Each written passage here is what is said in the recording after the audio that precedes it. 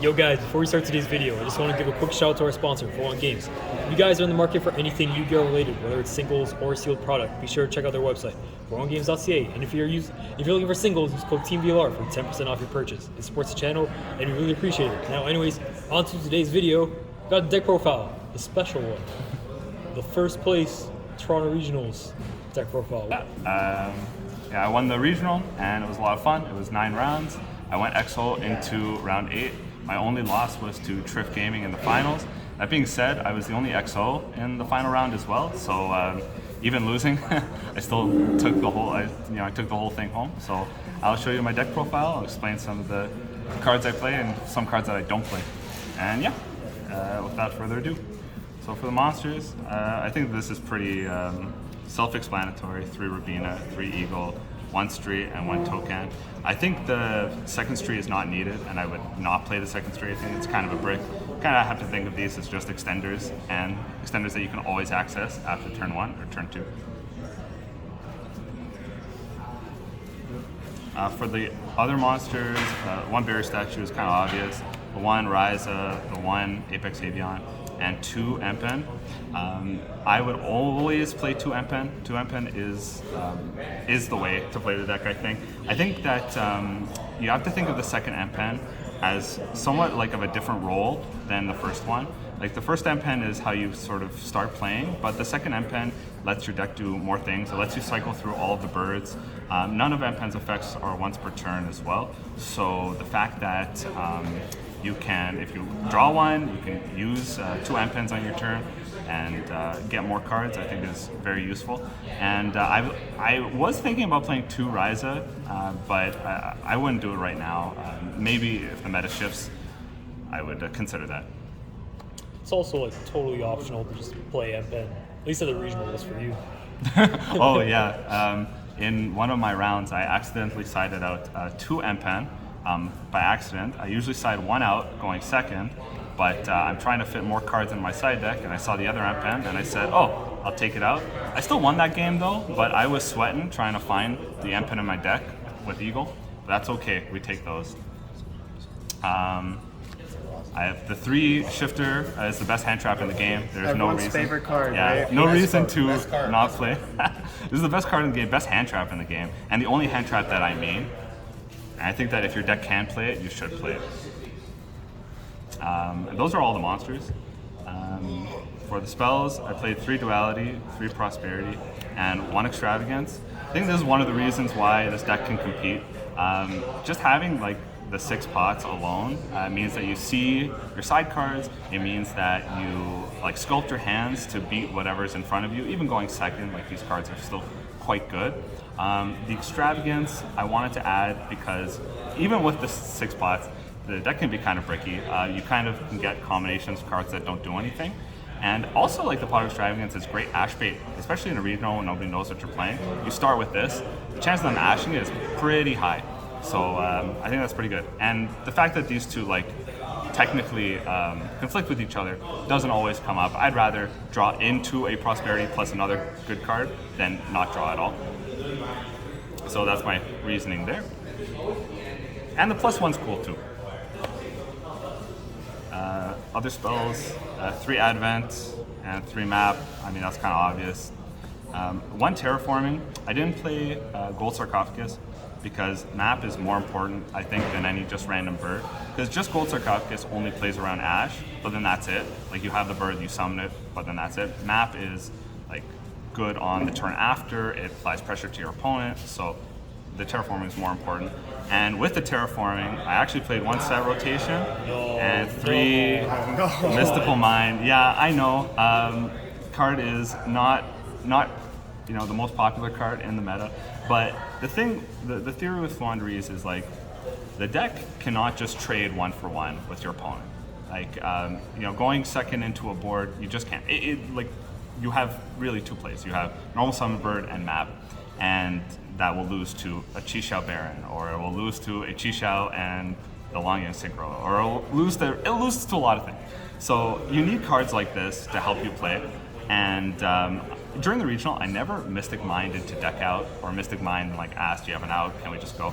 Mystic Mind was really more about allowing me to do my combo safely and letting my engine do what it does best, which is like recur and be like be sort of infinitely recurable and lock the field out. And then I could get rid of the Mystic Mind with my own map or other ways. The set rotation was probably the best card in my deck, actually. I think that you have to be, because Floowandereeze is an anti-meta deck, like it can never be the best deck because it's, ideally you have to just change it with the meta. I got zombie worlded like a lot in the regional. I got zombie worlded at least 4 or 5 times. And set rotation is one of my outs. Set rotation is also probably the best out to Zombie World because it's a quick play, and it actually has a nifty line of text that says, if any of the cards set with set rotation are on the field, your opponent can't activate field spells. So you can chain this to Banshee, and it will resolve without effect. So that's really cool. So yeah, set rotation was really good. I think everybody should be maining it. So going back to, you said it, Mystic Mind's not popular in the meta. Oh, it is very popular. I meant it's not with the players. It's not popular with the players. Yes. But yeah, I thought that it was really good. Yeah, 100%. Similarly, I had to play through Dark Ruler No More as well. I tested a lot of things. I tested more hand traps. I tested imperms, and none of them gave me the same utility as Dark Ruler No More. You have to be able to play. You have to be able to just safely go into a board. This is one of the only cards that does it. But like I said, because this is an anti-meta deck, depending on how the format changes with new sets, this might be, and Mystic Mind might not be the play. I played 1 Unexplored Winds. I think that this is fairly standard, but some deck profiles have been getting rid of this. I think like the DB. Yeah, the DB Grinder actually played Floowandereeze at a regional like a month ago or something, and on his channel said that if he had access to it, he would replace this with a second Extravagance. But I think that doesn't make any sense. This card like applies so much pressure on your opponent. Just activating Unexplored Winds means your opponent has to do something about it, especially into like Despia. Like they have to early brand it in red, or else they'll lose to this. It's good going second, especially in conjunction with Mystic Mind and Dark Ruler. It's one of the only ways Floowandereeze can like dismantle the board effectively as well. And it's also a pseudo-consistency card because you can, it allows you to put 2 Winged Beasts on the bottom of your deck and then draw 2. And they're not, what's it called? They're not like random draws. So if you Ryza your 1 shifter in your graveyard and put it on the top, you can draw back into it, or you can draw into another pod or something like that. So I did that a lot, and that was really cool. For the last 3 cards I played 1 Feather Duster. You need it to out Skill Drain and other cards like that.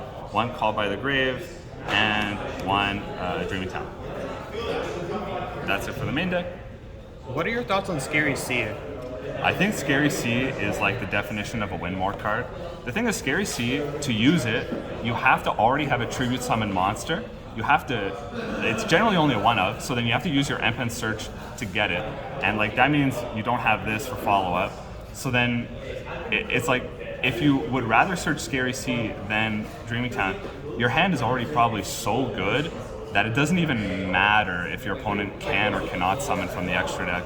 So that's kind of my theory there. It's kind of a weird card in that respect. If it just required maybe just a Winged Beast or just a Floowandereeze, it might be a little bit different, but for sure. Probably a lot better then. Yeah, it'd be a lot better then, but no, this is definitely, like, you always need this card. This is the best card in the deck right there. I'll go through the extra deck first. Extra deck did in fact come up in the regional. I did in fact summon a Zeus. Let's start with the links. Nightmare Phoenix, Anima, Conductor was the Wind Charmer. I got a little spooked because Team VLR's Matt was going to give me one, but I had to submit the deck list before. So like I said, I got spooked. Farigit and Omen. You need this to out Anti-Spell or Zombie World or something like that. You should have 1 Link 1, either Link Creep or this. Nobody respects the zoning in Floowandereeze, so this actually has come up in locals. Harpy Conductor, I think, is objectively correct because it's the only Winged Beast monster that's a Link monster. So if you get Mystic Mind and you can't out it, you can turn your Barrier Statue and your Empen into this, set Advent, and on your opponent's turn, you can Advent it away, and then that outs their Mystic Mind. These 2 cards could possibly come up if you get like you can summon these first of all, but if you get like Max Mist or whatever, you can summon this. This is actually kind of cool. I have summoned this in locals to out 3000 Final Sigma, and then I crash, and then I get a Bird Search. That was pretty cool, but it didn't come up in the regional.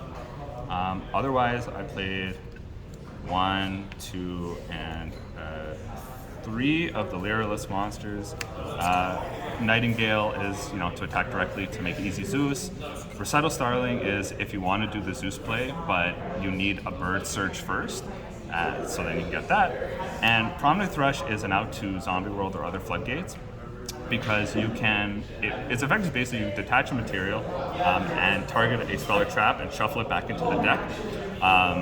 But like since it's a winged beast, you can like target skill drain, chain advent, it dodges that, dodges imperm. So this is pretty cool too. This didn't come up. I did assembled into Downerd, into Zeus. I played 2 Zeus because they're both ulti. No, I'm just joking. I played 2 Zeus because I have Extrav, and this is the only one I really wanted more of. But yeah, I did summon a Zeus to out Zombie World, and it was really cool. And it led me to win the game. So I think that, if you're a Floowandereeze player, don't sleep on Zeus, don't sleep on your extra deck. It's something you can use. Otherwise, I played 1 Underworld, Goddess of the Closed World. This is actually 100% necessary. It's the only way you can out like Arrival at Ignister or other unaffected monsters like that. So I think that you need to play this, and it has come up in locals before, but not at the regional. And the last 3 cards were Maximus targets. Did I think I was going to get Maximus at this event? No, but at a regional, I think that you probably should have cards like this to play. Somebody actually activated Nadir Servant against me, and I thought it's happening, but he was under Shifter, so he couldn't activate it anyway. But yeah, and this has come up in locals. Like all these cards have come up, so the fact that they have come up, even if it's 1 in 20 or 50 games, means that I think that they're worth playing. Yeah, if you have the space, why not? And you definitely have the space. I mean, it's not just 15, pot of extravagance and prosperity cards. Yeah. Because if you can summon it, you should. And I'll go into the side deck. I sided 3 Token Collector. I actually think that Sword Soul is one of the hardest matchups against this deck, especially going second. I only played 1 Sword Soul, ironically, at the regional, but that was like in round 8, so he was very highly ranked.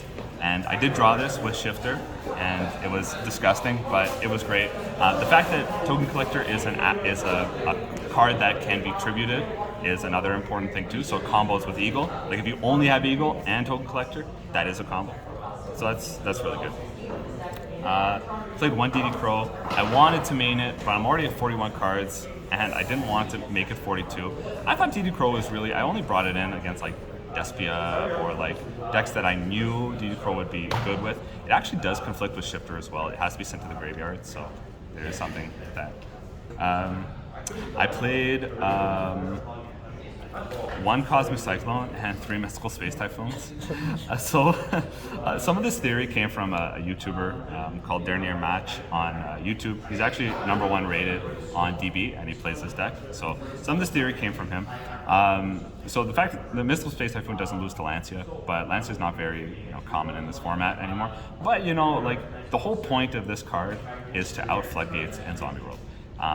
I would actually side this against Sword Soul going at all 4 of these. Sword Soul going second because I was afraid of Anti-Spell, I was afraid of cards like that. Even Blackout can be good as well. But yeah, like if I went into a deck that I thought could send Banshee, play Zombie World, this would go in going second, and it came up almost every time. So this is really good. I played the Fun of the Change of Heart. Change of Heart is actually so good. It's actually really, really, really good. It did come up during the tournament to steal an Appaloosa, and then I used it to I comboed, and I used his Appaloosa to negate his Effect Veilers and Ash Blossoms. So that was really good. Now you might ask, well, Jonathan, if Change of Heart's so good, why didn't you play Mind Control in the last format? Mind Control has a problematic line of text that says the monster that you take cannot be tributed, which is very sad for me. So I wanted to play it, but if you can't tribute the monster, it's no good. So Change of Heart's really good, and Change of Heart was an MVP in the Sword Soul matchup because even if they know you're playing Floowandereeze, right, they'll do Chenying. Generally, they'll do not Chenying. Sorry, the Longyang Synchro, Chixiao, Blackout, and Change of Heart outs that. You take their Longyang Synchro, you attack into Chenying, and then their Blackout is dead, and then you can use it to tribute or banish their things as well. So I thought that this was really good, really great card. Would not main it because it's too hard going second, but very good. I played 3 Featherstorm, one of those really good auto win cards. There's some theory around this card saying like when this card is used, like you probably were already going to win the game anyway, and I do see that. Like if you already have if you tribute summon a monster, you have the Wind-Wing Beast, you probably were going to win anyway. I only drew this one time, and I did in fact lose that game. But I could see myself changing this to like Judgment or a card that'll stop evenly matched, or Lightning Storm, or a Blowout, or something like that. But I just thought for regional, this is quite a safe pick, and I'm going to keep testing with it. I mean, at least it's live, even if you draw like a little bird. It's like, true. If I'm gonna stop, it's still. So the one that yeah. So the one I lost was against Triff. I opened Map Eagle this card. He had double hand trap. He had Ogre for the map, and he had Ash for the Eagle. So I set this. I lived for the next turn and drew unplayable and then lost it. So, at least it gave you that one. But turn. It did in fact give me the one turn. So who knows? Who knows? And then the last 3 cards I played, 3 Ash Blossom and Joy Spray. So Ash Blossom is a great side card in this deck. It's actually the only hand trap I would consider maining, but I decided to side it because the only time I really side in Ash Blossom, or like the theory around it, was to side it against Despia. Because I really just want Brand Diffusion to not resolve, and not even because I don't like Mirror Jade or Trick of Stapelia or whatever, or any of those cards. I really just don't want them to send Banshee. Banshee is the only thing that's like really stops this deck, so I want them to not resolve that and not have that. Otherwise, I was thinking instead of this, I would play Retaliating Sea, which does kind of the same thing, right? And it's a tribute. But I thought for a regional, this was much more generic, and I was able to side this for like, other more rogue matchups. Like I played some Eldritch decks and things like that. So I thought that this was really good. And yeah, and that is the deck profile. Like I said, I got first place in the regional. Just wanted to shout out, of course, Barracks Bear and Team VLR. Appreciate it. Yes. I'm really happy to. It was really a great day. All the boys were there. I'm happy to provide both your channels with some great content, and I hope to be on the channel more. So thanks so much for the opportunity, guys. No shout out for Team Eldritch Gaming. What a cruel world. Yourself for your fellow Floo. Oh, you know what? I actually need to shout out one more person. I need to shout out New Realm Games, for which we are recording at this locals. It's locals in Vaughan, Ontario, and absolutely 30 Famous Avenue. Absolutely excellent locals. Chase is a stand-up individual. I bought a lot of the cards for this deck from here as well, and he's got some of the best prices. The locals is very friendly, so definitely come by. And that's a wrap. Thanks.